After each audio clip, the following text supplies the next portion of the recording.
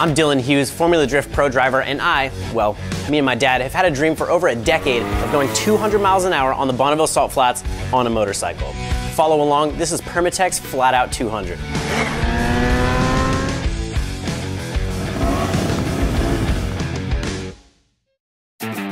So this entire idea originated about 10 plus years ago when me and my father went to Moab, Utah for a week with some of his friends just to go ride dirt bikes for the week.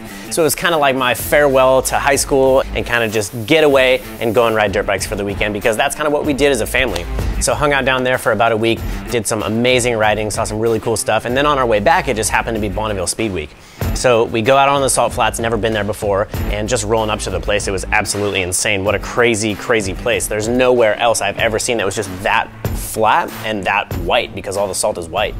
So we get out there, we see some guys go really fast, 300, 450 miles an hour. We saw a couple of guys go by and it just blew me away. I could not believe just the speed of it.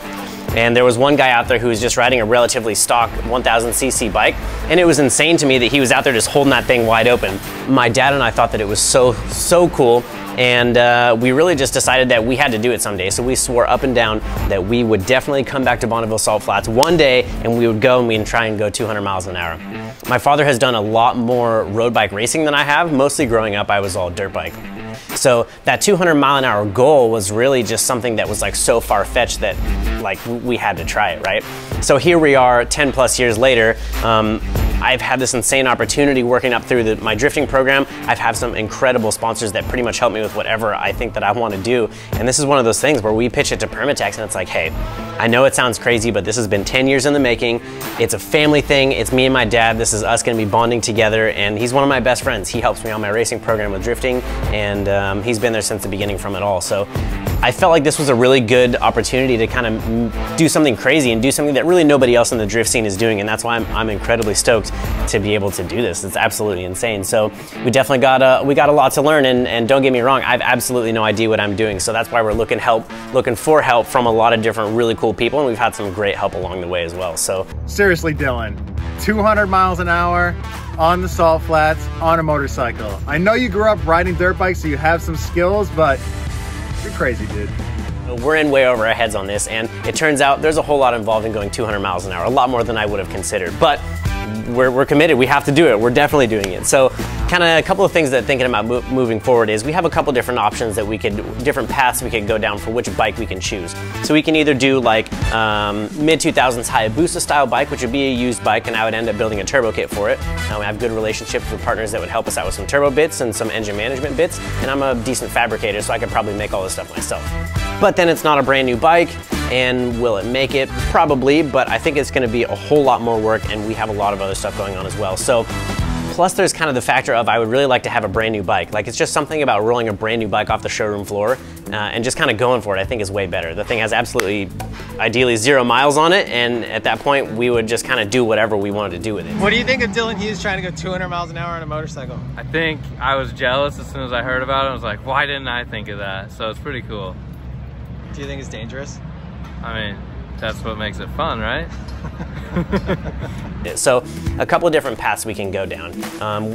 We basically figured out that we need to go force induction. So the Bonneville Salt Flats is elevated to about 4,000 feet.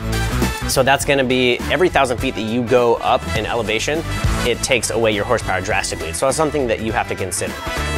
Also, there's absolutely no traction on salt. So one of the biggest things that we have to worry about is the aerodynamics on the bike. So you can take a bike that's meant to go fast and you can put it on the Bonneville Salt Flats, and it's not going to go nearly as fast as you want it to. Because the aerodynamics essentially will create like a brick wall, and you just won't aerodynamically be able to make it to the speed that you want. Doesn't matter how much power you have, it will just start spinning the tire. So that's something else we got to consider, spinning the tire. I've talked to a lot of different people that will say if you don't have the right aero package on your bike, you will be spinning the back tire in excess of 180 miles an hour, which is pretty psychotic if you think about it. It sounds pretty well terrifying. But on the topic of bikes, we were deciding which way we wanted to go. We're gonna go turbo Hayabusa, or we're gonna go like newer bike of some sort of force injected newer bike.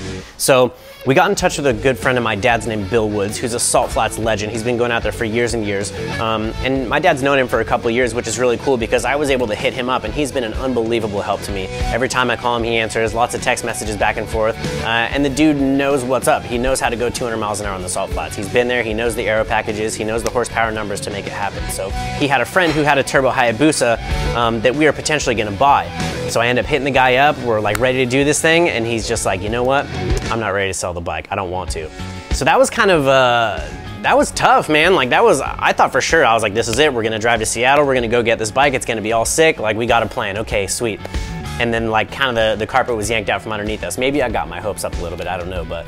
So now that we kind of got the wind taken out of our sail about the Hayabusa bike, we kind of took a step back and started looking at newer bikes, and that's kind of where we're at now. So now we got to find a bike that's capable of doing this, and we have to do whatever necessary to make this thing do 200. And so when I mean we don't know what we're doing, like this is out of my comfort zone. We're a little bit in over our heads, and we're kind of learning this at warp speed and kind of figuring it out as we go. So moving forward, we really want to give this to you guys as raw as possible. So we're going to be doing Instagram stories along the way. We're going to be doing Instagram posts along the way. These videos are going to be coming out on Permatex's social media platforms, my social media platforms as well, Instagram, Facebook, YouTube, all that stuff. So we kind of want to give it to you guys raw and make you guys realize that, hey, we're figuring this out as we go, and I'm completely out of my comfort zone and I'm ready for it. This is going to be sick.